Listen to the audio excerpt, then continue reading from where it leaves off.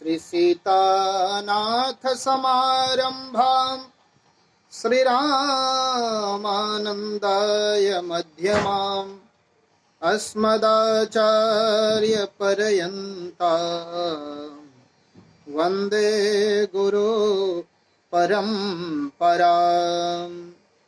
नारायणं नमस्कृत्य नरं चैव नरोत्तमं देवीं सरस्वतीं व्यासं ततो जयमुदीरये। नमस्कार मित्रों, आज का सर्व प्रमुख विषय है श्री शिव महिमा के परिप्रेक्ष्य में, शिव भक्ति के परिप्रेक्ष्य में जो हम लोग अनेकानेक रूप से भक्ति करते हैं भगवान श्री शिवचंद्र जी का, उनमें एक प्रबल भक्ति है भगवान श्री हरि का श्री रुद्राभिषेक करना। अब रुद्राभिषेक क्या है, रुद्राभिषेक का तात्पर्य क्या है, पौराणिक गाथा किस प्रकार से गाई गई है पुराणों में, इससे संदर्भित कथा आज हम लोग श्रवण करेंगे। 2 बार श्रवण पूर्व भगवान नाम संकीर्तन, पुनः कथा में प्रवेश करेंगे। गोविंद जय जय गोपाल जय जय, गोविंद जय जय गोपाल जय जय, राधा रमण हरि गोविंद जय जय, गोविंद जय जय गोपाल जय जय। अखिल कोटि ब्रह्मांडाधिनायक भगवान श्री शिवचंद्र जी का हम लोग आज कथा सत्संग श्रवण करेंगे। उनकी महिमा और भक्ति के जो 2 विधा हैं, एक विधा जिसका नाम है सकाम भक्ति और दूसरी विधा है जिसका नाम है निष्काम भक्ति।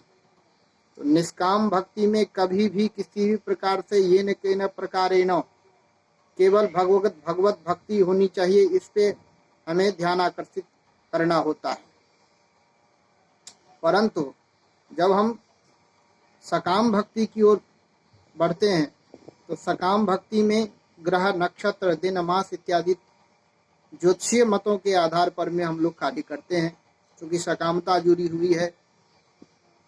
तो आइए इसी भक्ति में जो अनन्य भक्ति है भगवान श्री शिव का, वह है रुद्राभिषेक।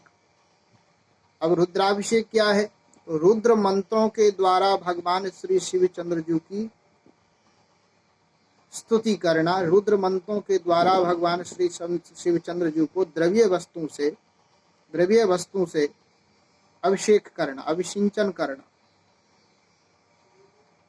और जब ज्योतिषीय मतों के द्वारा या शास्त्रकारों के द्वारा सकाम भक्ति वालों के लिए निर्देश दिया गया कि आप गंगा जल या इत्यादि जल से, जब गंगा जल में कुश इत्यादि डाल करके जब हम भगवान श्री शिव का स्तवन करते हैं तो भगवान श्री शिवचंद्र जी अनन्य प्रसन्न होकर के हमें शरीर से निरोग कराते हैं आरोग्यता के लिए। ठीक उसी प्रकार से पुत्र प्राप्ति के लिए, धन प्राप्ति के लिए, बंधु बांधव की प्रसन्नता के लिए सभी प्रकार का विधान शास्त्रकारों के द्वारा किया गया है सकाम भक्ति के अंतर्गत।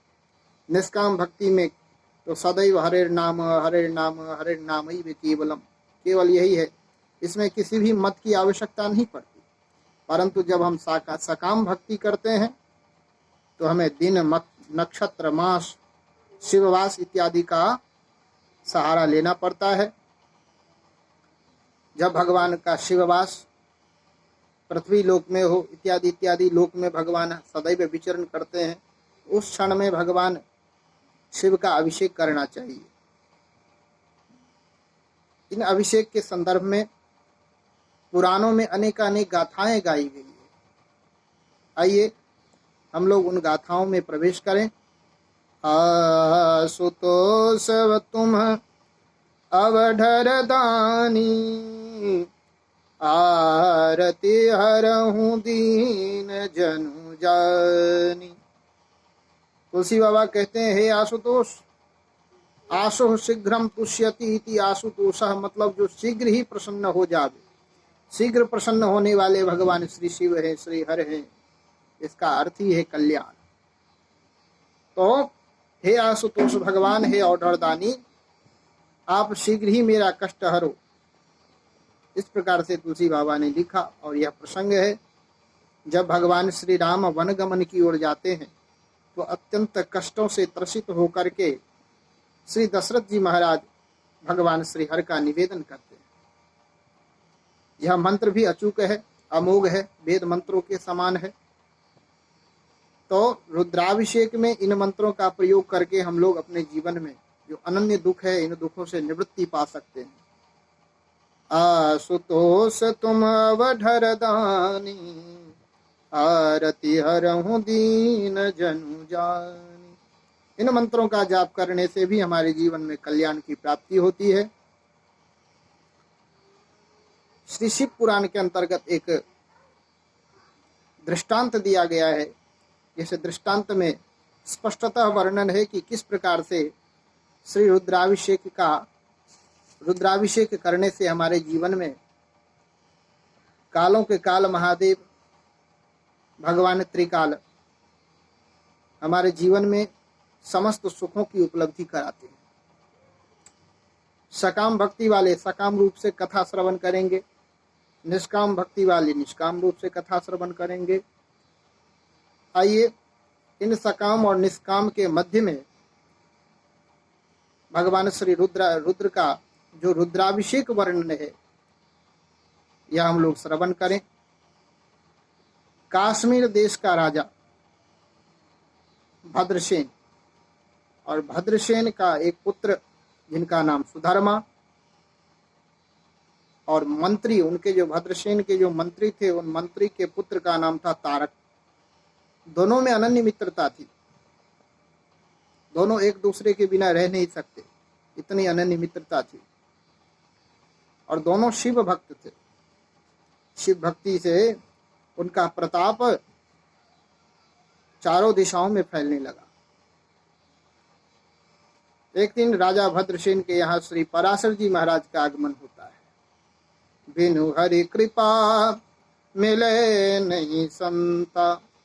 पराशर जी महाराज का आगमन होता है। पराशर जी महाराज जब आते हैं, राजा भद्रसेन ने अनुनय विनय किया, प्रार्थना करी। राजा भद्रसेन स्थान पधारते हैं, विराजते हैं और कहते हैं कि हे राजन, मैं तो तुम्हारे कृति से अत्यंत प्रसन्न हूँ, परंतु मुझे ऐसा ज्ञात हो रहा है कि तुम्हारे पुत्र की मृत्यु, तुम्हारा जो पुत्र है सुधर्मा, उनकी मृत्यु बहुत शीघ्र होने वाली है, अर्थात 7 दिनों में तुम्हारे पुत्र की मृत्यु होगी, अकाल मृत्यु होने वाली है।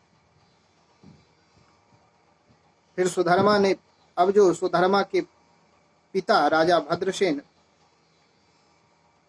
श्री पराशर जी से उपाय पूछने लगे कि हे महर्षि, मृत्यु तो सत्य है, अटल है, परंतु आप हमें कुछ उपाय बताइए जिससे इनकी अकाल मृत्यु रुक जाए। बोलो भोलेनाथ भगवान की जय। अकाल मृत्यु रुक जाए। अकाल मृत्यु को हरण कराने वाले भगवान श्री शिव चंद्र जी ही है। तो उन्होंने कहा, संत पराशर ने कि हे राजन, तुम्हारे पुत्र को अकाल मृत्यु से अगर यदि टालने की चेष्टा हो तो तुम लोग रुद्राभिषेक करो, और रुद्राभिषेक के द्वारा ही तुम्हारे पुत्र अकाल मृत्यु से विमुक्त हो जाएंगे। ठीक 7वें दिन, जिस प्रकार से संत ने कहा, ठीक 7वें दिन, चूंकि वृथा न होई देव ऋषि वाणी, देवताओं ऋषियों की वाणी कभी वृथा नहीं होती,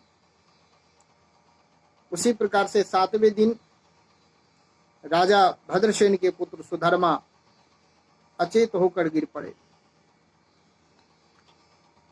अब राजा भद्रसेन हजारों ब्राह्मणों को ला करके, बुला करके, उनका अनुनय विनय करके उनसे कहा कि हे देवताओं, हे विप्रगणों, आप सदैव कृपा वत्सल रहे हैं, आप लोग कृपा कीजिए और मेरे पुत्र को इस अकाल मृत्यु से निवृत्त कराइए। ब्राह्मणों ने कहा कि हमारा प्रयास निश्चित रूप से रहेगा। और सभी मिलकर के, सभी ब्राह्मणगण मिलकर के वेदों का पाठ स्तुति करने लगे, भगवान रुद्र की स्तुति गाने लगे।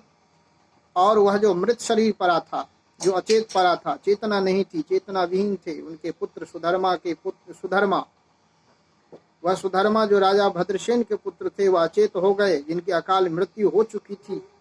और उस क्षण में सभी रुद्राभिषेक करने लगे। रुद्राभिषेक करते करते